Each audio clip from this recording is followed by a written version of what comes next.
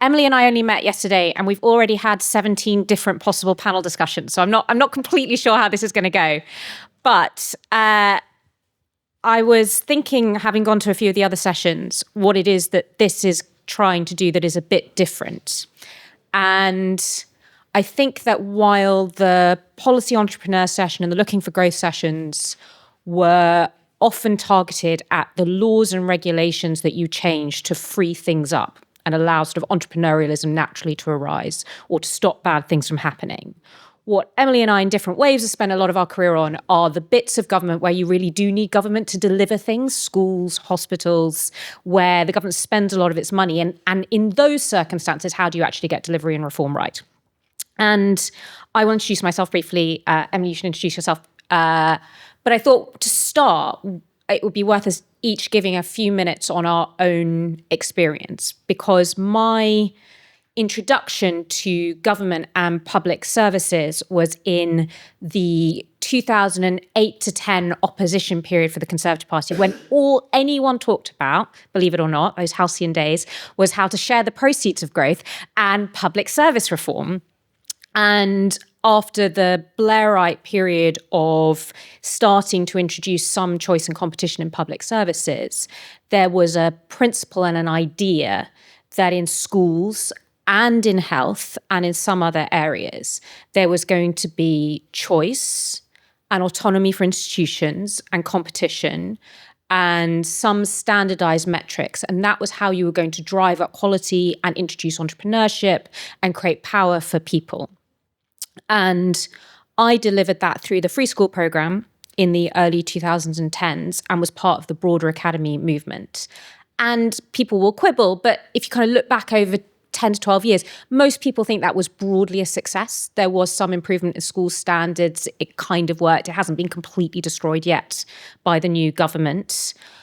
And then it was attempted to be conveyed through health through the Lansley reforms. And I don't know anyone who thinks that was a success. So one of the things I'm interested in is why did the same kind of ideas and principles seem to work in one set of those, which is about creating new institutions and creating choice and creating autonomy, and not work in the others? I think the other thing that's fair to say is that I am naturally more of a blow things up and set things up person, and you're more of a make the current system work person. So we thought we'd talk about that and then see what you're all interested in. So that's my introduction. And I'm Rachel. Hi. And I will pass over to Emily. Thank you. I don't really know where to go with my introduction now, but just to give people a bit of context for where I'm coming from, Originally, I thought I was going to be a scientist. I got a PhD in molecular genetics, discovered I wasn't going to be a very good academic scientist. So I went to a startup, biotech, for 2 years, realized most biotechs are incredibly badly run, thought I should go and figure out how to run companies well, went to McKinsey. You can argue whether that was the right choice or not. I did 13 years at McKinsey, decided I wanted to take responsibility for making stuff happen rather than telling other people what they should do, was chief people officer at Morrison Supermarkets, then at Kingfisher PLC, which owns Screwfix and B&Q, etc.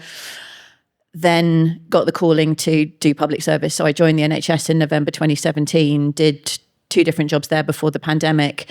In the pandemic, ended up running the PPE response, the ventilator response, and then the vaccine deployment program.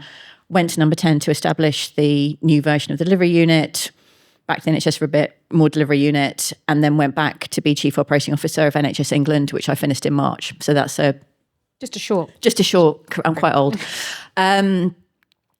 So just thinking about, I think it's not just my experience, but I think it is my sort of something innate in my character that says, what it says on my LinkedIn profile now, which I think is my brand identity, and those of you in the room who've worked with me can say whether this is true or not, is I like to make things better and get shit done. That is what I'm for. And it's the making things better. I think it's both things combined together that means I would rather improve what I've got than start from scratch. Because my experience of starting from scratch, even in things like changing an organizational structure, which is not exactly starting from scratch, but it's the biggest thing you can do inside a big organization, is it is so disruptive. It's disruptive to the relationships, which are secretly what actually gets things done in organizations. It takes everybody's eye off the prize for a considerable period of time, which in the civil service is longer than in the private sector, because you can't pay people to go away and you have to do all of the consultation, etc. So if possible, I want to take what's there, identify what the root cause of the problem is, not just the superficial issue, and then work to fix that. but do that in the context of actually getting shit done. And one of the pieces of advice I gave to people in delivery across government when they would ask me is one of the problems with delivery in government is it's boring. It doesn't make good headlines. It's often quite complicated. You don't get good political salience immediately with a lot of delivery. So it is your job as a delivery leader to figure out what are the stories that the politicians can tell about what you're doing over the 3 to 5 year period it's going to take you to get it done. That I think we're generally weak at. So if you take an example like universal credit, that is a program, massive digitally enabled program to completely change the way benefits are delivered. It was done with some issues along the way, which is fairly understandable, on time, to budget, and it closed itself down at the end. But we don't talk about that kind of thing, partly because they take a really long time. So by the time they're finished, they're not exciting anymore. So I think one of the key things in terms of whether you blow it up, well, I'm never going to argue for blowing it up. I can argue that sometimes you have to set up something new and then figure out how that works. Because as you said yesterday, you pull on a string, you never know what else you're going to untangle. I think knowing what system you need to change and what the role is of the individual team or project inside that, it's really important you understand that before you get started. So, and we can come to where you would set something up or change the existing structure in a minute. But if we just start with the NHS, I know you don't want to talk about the NHS the whole time, but it is the ever ballooning part of the state. Yep. It does feel like we're a little bit like an NHS with a few bits attached now. And it has had some incredible successes, many of which you led, the vaccine delivery program, but it's bedeviled in terms of its productivity and its performance.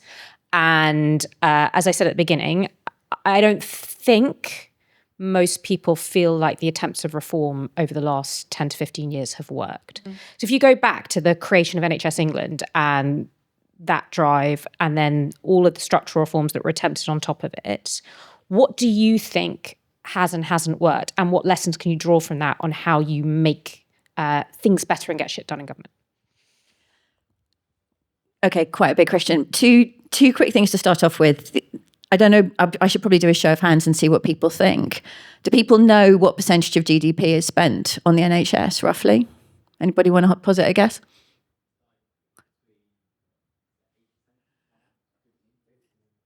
What, somebody say 15? It moves around because GDP moves in the NHS spends, but it's around 10%. It's gone up to 11, it's gone down to 8, depending on what uses the denominator. So it's 10% of GDP, which is a big number. In terms of outcomes, as Professor Stephen Powers, who's currently the National Medical Director, but is actually retiring next week, says we basically have a middling level investment in our health system and we have middling level outcomes. If you look at the rest of the OECD, right, we spend a bit less than France and Germany, quite a lot less than the US. We're above the OECD average. And our outcomes are in some places very good and in other places not so good. So a bit like Tyler was saying about the optimism point yesterday, I think one of the challenges of the NHS is because it is the single biggest item that a Prime Minister or a Treasury Secretary has to sign off, it feels massive and it attracts massive political attention because it's so big and because everybody accesses it. But we have to kind of put it in the overall context, right? It isn't sometimes as big as or as bad as everybody thinks it is. And some of the things that have been introduced over the last 10 years, like CRISPR, for example, which is absolutely changing the face of cancer treatment globally. It's first introduced in the NHS in a cost-effective way at the point of delivery. So within the context of the NHS isn't productive enough, it's also doing amazing things every day. I know I haven't answered your question, but I just wanted to give that context because it's all of these stories are an and, right? There is shed loads of stuff wrong with the NHS and it's also doing amazing things every day. But back to I wasn't in the NHS when Lansley was put in, so I was looking at it from the outside.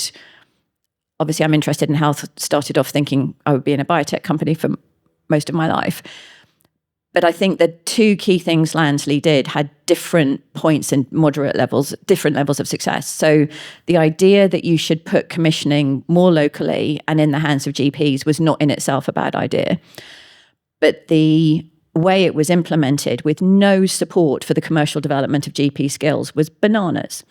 Right. So in some places where you had very clued up GPs who'd educated themselves, already been doing some of it, it was fine. But you have 226 CCGs and just a huge variation in their ability to enact commissioning.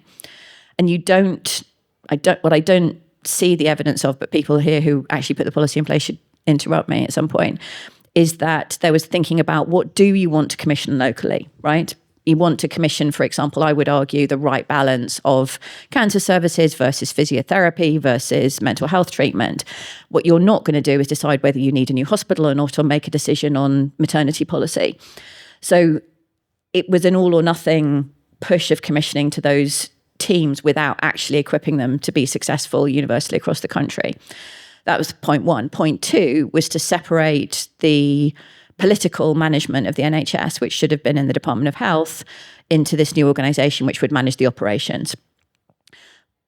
You then have a period that I'm less familiar with, but you put Jeremy Hunt in as Health Secretary, who is very interested in the detail, right, and becomes very close to looks at patient letters every day, goes on calls with patients, wants to know exactly how many beds are occupied by people who shouldn't be there. And you have Simon Stevens in NHS England, who extraordinary political brain, very long-sighted, sees himself as the kind of protector of the NHS brand and its license to operate. And so what you wanted to do in the first place and then the organisations you end up creating are not the same thing. So you should just swap the people. Possibly. That's something that David Cameron might have wanted to have a think about. But so I guess I'll do one more question on this, and then I'm interested in what people would like us to talk about. If we think about that from a principles point of view, what was attempted, and again, trying to create parallels between that and other public service attempts, it is that you try and create decision-making at the lowest possible level, that you give people equivalent kind of accountability and agency at that level, question whether we achieve that. Mm-hmm. And which I thought was interesting because you said, well, the problem is we didn't train any of those GPs. In another system, you might say, well, you just therefore need to you need to have a system where those people can fail. Yeah. And you start again. Do you buy those as principles that were poorly implemented, or are they just principles that are too simplistic to work in something like the NHS?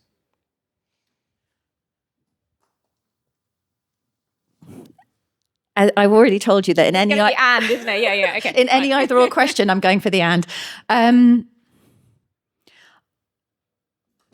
I don't think it is possible to take all of the decisions that the NHS makes top to bottom in a day and say those should be devolved locally, that local decision making is right for them. I think it is right for more of them than are currently being made locally. And I thought the point in the growth panel in here just now around the easier ability to build a tram system in Spain is partly because local authorities have more money to spend and then have to take responsibility for the outcomes as well.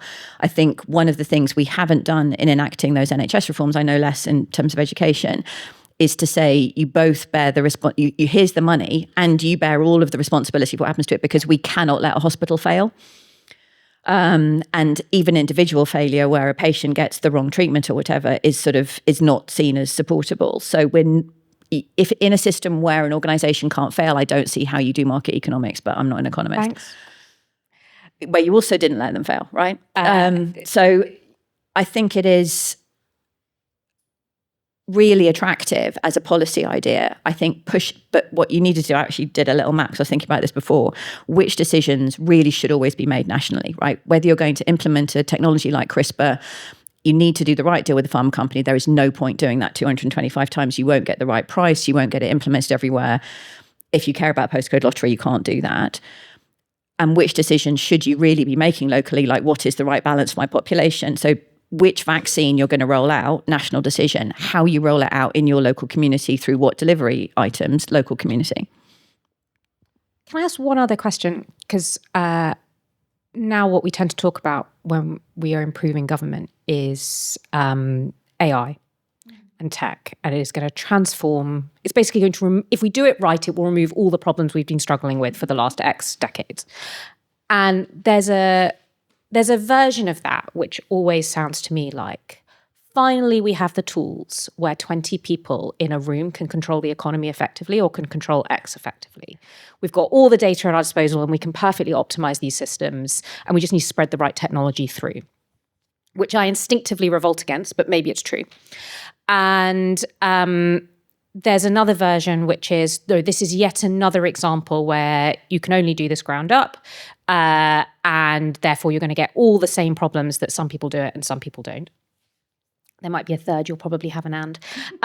But how how, if you think it is a huge productivity improvement, would you approach tech as a mechanism for transforming whether institutions work? I don't feel like I know quite enough about AI, although I got good education at dinner last night, thanks to James. I don't think I can comment on the whole futurism thing, because what I do is try and make things better every day and think about where you're going. I have been part of this conversation on looking at screening. So to what extent do we improve the productivity of the existing screening process versus skip as fast as we can to the machines reading the charts, because they are much better at it. They have less bias. We have to train them properly first. And obviously the evidence that when you train AI badly, it makes really bad, sometimes racist decisions, because you just haven't thought about what inputting is important. But there is clearly a future that is achievable in 5 to 10 years, where all of the first round screening of x-rays and scans, et cetera, is done by AI, and the NHS is enabling that to be faster in some places than others, but that is the future. But there is an intermediate step where we still don't have enough people who are equipped to manage the machines. The FDP, the Federated Data Platform that's going in across the NHS at the moment, already has a module which is not in use in very many hospitals, but it's in use in Chelsea and Westminster, for example, where the AI generates the discharge letter. It takes about 5 minutes to do it. It does it within the existing FDP platform, whereas at the moment a junior doctor would have to open Word, go back to the notes, which are in a different system, write the letter, sense check it, put it back into the system to see if it actually adds up to the data, then show it to a consultant to get it signed off. So you basically saved a junior doctor 1 hour and 50 minutes in terms of writing that discharge letter. That's just one module that we're enabling by having joined up data sets in a single platform where somebody can both write the letter and manage the patient. So there are places where that's happening all the time.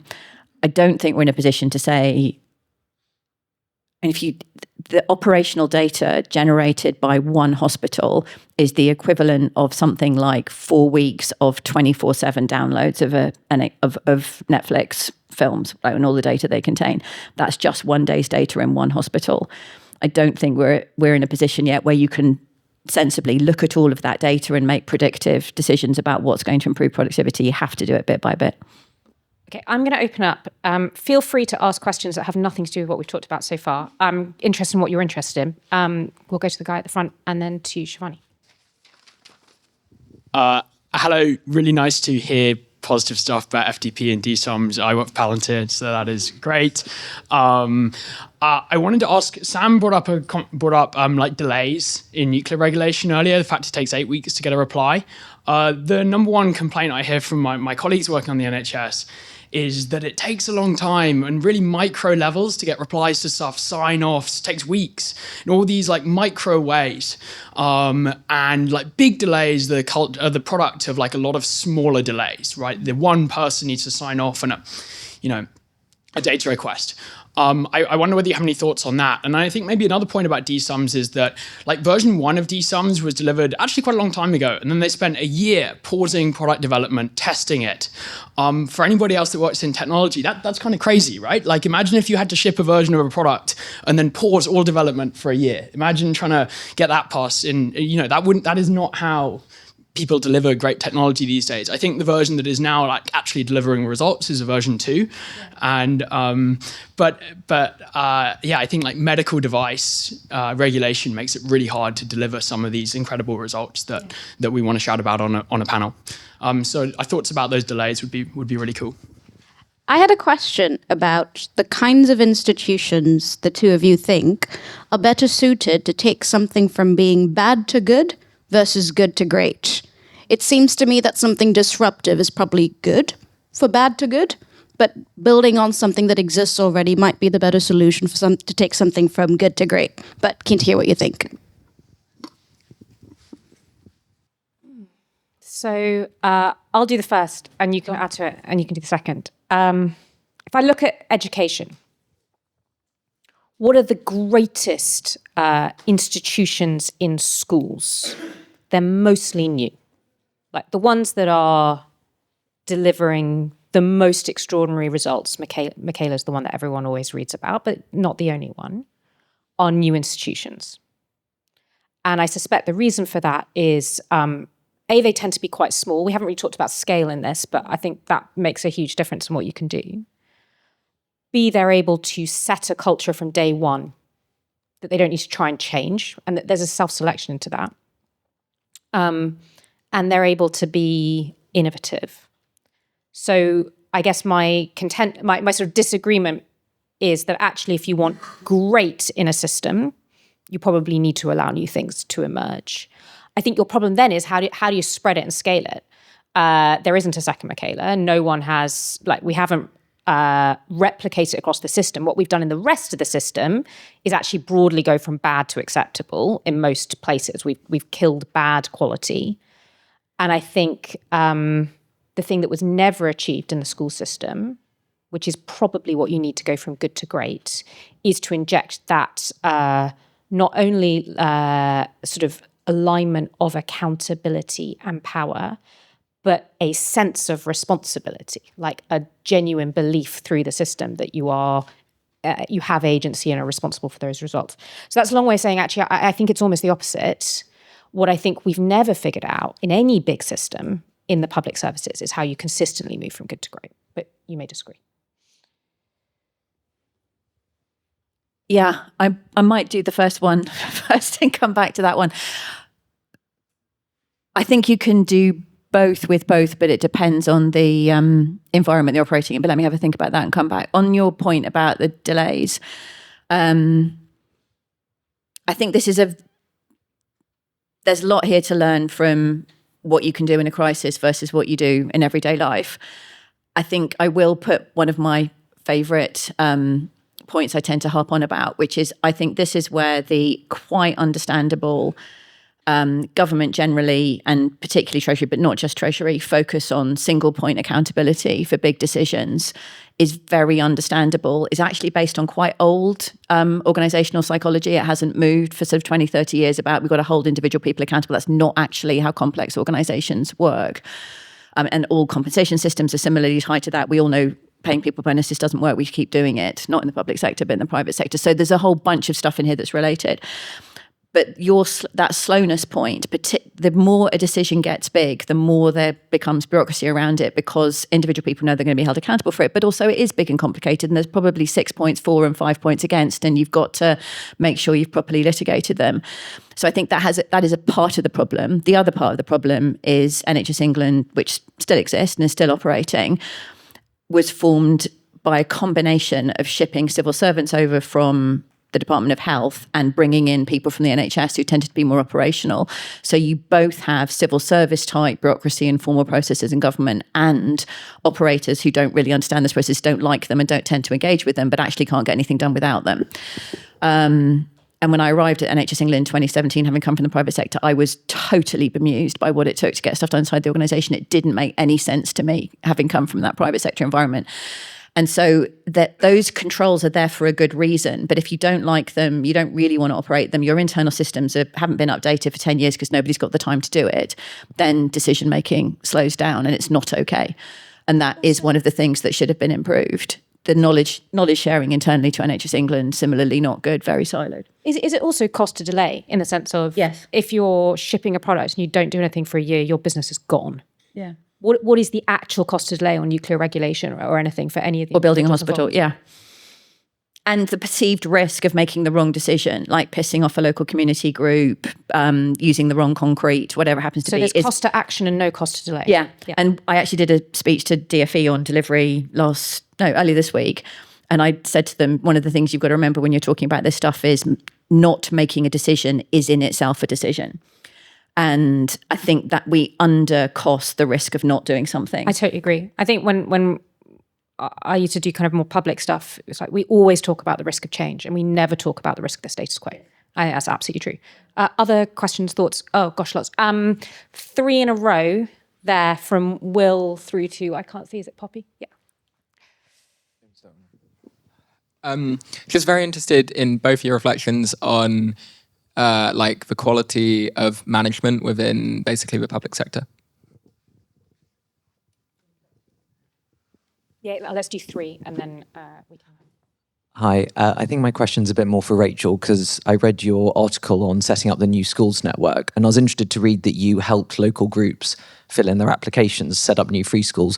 I was just interested to know whether civil servants saw you as a partner in that process and welcomed that input, or, and I suspect this is more likely, saw it as a bit of a hostile act. And if they did, I want to know what you did to manage that tension, if there's any learnings that can be projected in the future if you set up something similar again, because I think it was a great model and clearly it worked.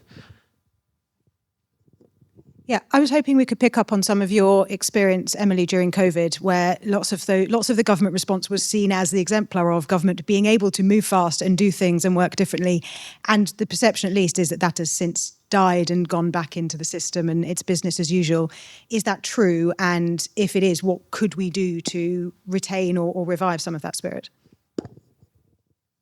Why don't I do a tiny bit of the first and the second, and you do the second and third? So I've got to be honest, I feel a little under-equipped to talk about the quality of management in the public sector, because the reason that I keep setting up new things is I'm a terrible manager, and I therefore find it much easier to just go and set up something new and have people who want to join and work for me than inherit 100 people who are completely uninterested. So I have very little useful to say about how good they are. I will say I think the structures of government make it very hard to be a good manager if you're actually optimizing for improving things. So as a small example, the whole submission system seems to me designed to stop useful things happening. It's this kind of endless ladder and chain where you knock out anything interesting or useful in any advice or decision making. Like, that's not a management problem, that's a structure problem. And I often think we call things management problems when they're structure and incentive problems. But Emily will probably have a different view. On New Schools Network, which for those who don't know was a charity created to make the free school program happen and had this slightly odd half out, half in relationship with government. So the first thing I say, like, civil servants aren't stupid, and they knew that Michael Gove and Dominic Cummings were going to listen to my advice over what should happen on the free school program over theirs, and actually, therefore, not entirely that. Lovely people. They tried quite hard to be constructive. So they didn't try and kill me. The minute they sniffed that there was a bit less political attention on the organisation, they absolutely went in for the kill. I wasn't there for that. So I think civil servants are incredibly politically sensitive with a small p. They can see where power is. What I did do, though, was endlessly create pseudo-fake timelines to force speed. So one of the things I did very frequently is just one thing is I would set up big conferences of free school would-be founders and invite loads of journalists in and tell the civil servants that I was going to need to present the application wave at that, or I was going to have to tell them the civil service had delayed it. And that always made them work like 4 times as fast as they otherwise would. So I tried to create external pressure points to drive timelines, because for me, at least, the biggest problem was always time. It's just, there was always a reason to slow things down, and there's never a good reason to speed things up. So I saw a lot of my job as to find ways to force things to be sped up, because my view then was still that unless you got a bunch of schools open within a parliament, the programme was going to be dead, because you need to create your own vested interests and status quo to keep it going. So I don't think the problem is ever like the deliberate hostility. And I think what frequently happens is politicians like get in and go, oh, the civil service seems like really supportive and nice. They're not the enemies I thought they were. And that's sort of true. It's just that they have their own incentive system and they're slow, and you have to change that. I will pass to you. You may disagree with all of that on management and COVID. Just on management, the thing I learned at Morrison's, where when I joined, we employed 130,000 people. So that's my first line management job for 15 years or whatever it was at that point, is if you employ 130,000 people, some of them are terrible people. Not a very large number, luckily, but when I had to deal with somebody who decided to show up at work with a Nazi tattoo and start swearing at coloured people in the shop, that was, you realise that whatever screening you do, you're going to employ some people that aren't great. And the public sector employs, I don't know how many managers, but probably hundreds of thousands of managers. So some of them are not going to be very good managers, and some of them are going to be amazing, and some of them are in between. I think we don't always do the best job in developing those managers. And one of the things I had on my list to do to improve the NHS was to get better at spotting kind of about 10 years out from when somebody would become a CEO of a hospital that they had the potential to be a CEO, and then offering them the right career development, not training, because NHS does lots of training, but the right career development, saying, look, you've got no commercial expertise, we need to put you in a finance role for a bit, you haven't done frontline operational management, you need to take some responsibility, etc. So here are the 3 jobs you need to do before you're qualified to be a CEO. Let's help you do that. And I was basically told you can't do that for a couple of reasons. The first is that the NHS doesn't employ those people. They're employed by their local trust or their local system, so you're not allowed to hold data on them, etc. I'm sure there are ways around this, but this was the blockers. And the second thing is the safeguards that you'd need to put around that to make sure it wasn't discriminatory would tie us up in red tape so much that nobody disagreed with it, everybody didn't do it. Hopefully people will find a way around that. So I think managers are blamed for stuff that isn't their fault. And I think there are some people in those roles who have just ended up there because we keep promoting people just because they've been around a long time. Both things can be true. And I think there are some amazing managers, and I learned a ton from some of the people I worked with, sort of some of the regional directors, for example, who've got incredible life experience of the NHS and been everywhere and understood everything. I learned a lot from them. So it's an and. And then vaccines? Vaccines. I've been thinking a lot about this, particularly since I got here, because everybody's asking me that question probably. But I think the massive advantage that we had during COVID was it was so obvious that you should prioritize addressing the problem in front of you, that you had huge amounts of permission to just get shit done within a framework that you got a lot of help to understand. I broadly hadn't interacted much with the civil service before I took over PPE in March of 2020 because my job in NHS was quite internal and faced towards the NHS. But I remember being invited on a Saturday morning to a call that had been set up by somebody in the Cabinet Office with people from around the world in FCDO stations saying, how can we help you? I didn't know any of those people before and they all wanted to help. It was an extraordinary thing to be part of. But we were super focused and there was an urgency to getting stuff done. Government is massive and complicated and cannot afford to ignore the 90% of the business of governing, which wasn't ignored across the civil service, but it was kind of deprioritized massively from, number 10 in the Cabinet Office, perhaps in COVID. So I think there is something about focus is the first thing. I think being really clear that this is genuinely a priority and it is more important than other things. That's politically difficult, but I think you do need to pick some stuff. The second thing is this accountability thing, which I will keep harping on about, because almost every big, interesting thing in government isn't confined by one DG job in a department. It requires cooperation with the private sector, with local communities. And so you need to set those programs up with the capacity to not just be directing a team of civil servants, but to be creating an ecosystem of people that want to deliver it. And you've got people who are perfectly capable of doing that. Look at what Anuka Dada was able to do on net zero, like really bringing the private sector in, putting that into the policy, etc. Lots of people, have done similar things. But then sticking with that and continuing to drive it through becomes harder. When it falls off the political radar, it becomes too expensive because the economy's gone. So it's that pick a few things, say you're just going to do them no matter what changes externally, but you can't pick everything. And then figuring out how do you manage that? How do you set up senior civil servants to manage that complexity? They're perfectly capable of doing it, but they need the ecosystem in which they can deliver that. I had totally forgotten about Slido. So there are a couple of questions up there, but are there any others from the floor before we take those? One lady there in the black and white shirt and one gentleman at the back, and then let's take the first 2 of those and then we can finish up. Yeah, Emily, you had a career very much between public and private sector. I feel like McKinsey and NHS are like, you've seen the best of both worlds. And we touched on this yesterday of whether there needs to be a bit more interaction between the two and what each other can learn from the other one. So I wonder, what things have you seen that are the same across both and what are the biggest differences? And then how can we drive a bit more interaction? Because public sector can learn from the private, but I think it's also the other way around, and that's probably a gap that's a bit more overseen. Hi. Mainly a question for Emily. I guess just to start, one sort of depressing anecdote about the NHS from someone who spent a bit too long working for it.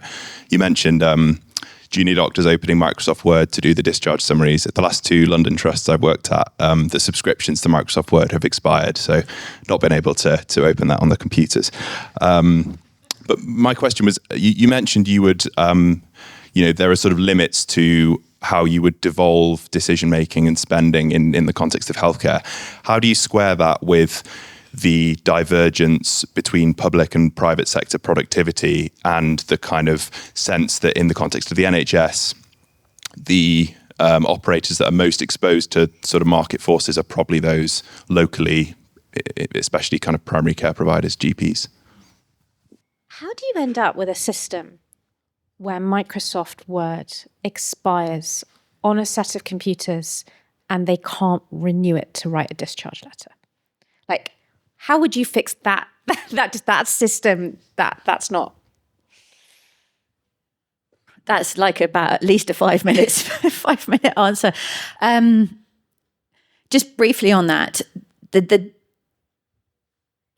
I'm going to keep involving Treasury, and somebody who's ex-Treasury or in the Treasury needs to challenge me on this. But the fact that the money broadly has to be sort of down to zero at the end of the year and then granted for the following year, and that flows through the public sector, and even if you do a 3-year spending review, you still got to negotiate at the end of the year, means that in any one moment, it is more urgent to pay for the extra nurse on the shift so that you are not having people potentially dangerously waiting in A&E than it is to invest in fixing the roof or buying the Microsoft Word license, because it's an important decision, but it's not urgent.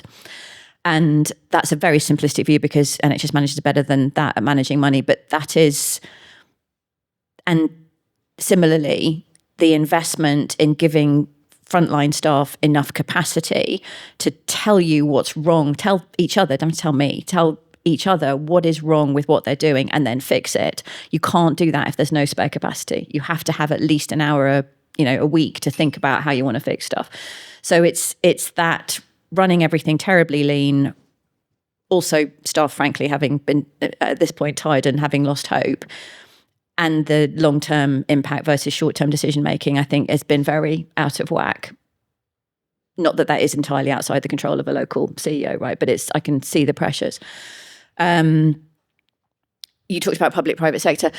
I think the thing that various people, not me particularly, have thought about, I believe in moving humans around. I think human relationships, what you learn from other people, is incredibly helpful. I absolutely use the data every day. The fact that I can no longer look at FTP every day really makes me sad. I used to love looking at my dashboard in the morning. Sadly addicted to data, but actually making the sort of critical strategic decisions about whether we're going to go here or there, improve that process or that process, put this vaccine program through or not, is as influenced by the data as it is by the people that I've met and worked with and what I've learned about decision making, et cetera, from watching other people do it. So the idea, which I said is not new, which you need to make it easier for people to come and do 3 years in the NHS and then go back to McKinsey or a biotech or whatever, and vice versa, like getting not just NHS but civil service staff able to go and run a school and then come back and say, right, that stuff that we keep telling schools, like, it's completely impossible. There's no way they're ever going to do that. It's not implementable. Like, we really miss that. And you don't have to manage it, right? You can let people go from the civil service and then hire them back. But being really I used to joke with, don't take this seriously, but joke with my team, like when everybody dies and they make me queen, right? I will say, you are not allowed to run a government department or be a Secretary of State if you've never run anything. You have to have had some responsibility for products coming in, doing something to them, keeping customers happy, and then making a profit. Balancing the books, not necessarily making a profit at the end of it. I don't mind whether it's a corner shop or a company or a division in a large company, but you have to have actually run something, because I don't think you learn any other way. So anything that would encourage that it's proper flow and taking responsibility in the system, not just sitting outside the system and shooting at it. Just on your competition point, I think we are very conflicted in this country about whether it's a Tory policy, Labour policy, it's been very similar. You've got to involve the private sector and the NHS, partly because they did it in 2004 and it revolutionised the waiting list, but it's a different environment. What the private sector has done so far in terms of really supporting the NHS is to take broadly all ophthalmology patients and see them within about 2 weeks doing a bunch of cataracts, some of which are not actually clinically necessary, because they can do, and we've commissioned that and we've paid for it and they have to be allowed entry. That is not a good use of funding. So you need a much more balanced approach to how you commission from the private sector, and the private sector needs to take some of the pain, which they don't need to do at the moment, if you really want to use that sort of local forces, which means you need better local commissioning skills than we have previously supported. I'm conscious we've got 2 minutes left and we've ignored all of these. Oh, no. But I thought we should end on the first one because we've probably been too agreeable on this panel. I probably haven't disagreed with you enough. I feel bad given yesterday. Disagree more violently. But I think one thing we probably agree on actually is a version of the top, which is government is in large part a campaigning job. Yeah. You have to both keep convincing the outside world that what you're doing is necessary and that it's working, and convince the inside world that what you're doing is necessary. And people get bored really fast. So who do you think has managed to do this over a long period effectively? I mean, my person is always Michael Gove, probably, as the most effective storyteller across his department in my political lifetime. And he was very, very good at generating news and momentum around what he was doing, even over a multi-year period. But who would be yours? I don't know that I've got a good answer. I think one of the things you said there about Michael Gove really resonated, which is you need to keep telling the same story, which means you need to have an actual political. Yeah, it helps if you know what you want to do. Exactly. Yeah, that's and I useful. think that's what I've experienced in the period of time I have been engaged with government, so really the last 5 years rather than anything earlier, is there hasn't been a thread running through it. Other than, I guess, for the NHS reducing the waiting list, right? That has been a thread. But because we've had different versions of what is the answer to doing that, I'm not sure it has been a compelling not necessarily story. at any cost, right? It's not like they said reduce the waiting list at any cost, or these are the trade-offs I'm willing to accept to do it. No, and I did try and have that conversation both with one of the former prime ministers I worked directly for and with the current government, and it didn't go very well. And I think that is the challenge sorry, this is turning super philosophical, but if you don't want to say anything that's going to upset anybody, you're not going to be very good at that. Yeah. Because I firmly believe that if you're going to deliver well, you have to make choices, and that means you are not doing something and you need to be honest with people that you're not doing it. Right? The current government, and they reiterated it yesterday in the 10-year plan, is we're going to get to 92% of people being seen within 18 weeks, so back to 2007-ish or whatever. That cannot be done with all of the other investment that's in the plan, I would argue. And I haven't obviously been party to writing it, but there is nowhere that says that. It is we're going to do all of these things. I genuinely don't know where the money's coming from for that. And that makes it not a good delivery story. Yeah, you can't have a good delivery story if you're incapable of delivering because you've made bad choices at the beginning. Yeah. I think that is unquestionably true. Thank you so much, everyone. I'm conscious we're at time, and we will pick up the conversation through the rest of the day. Thank you.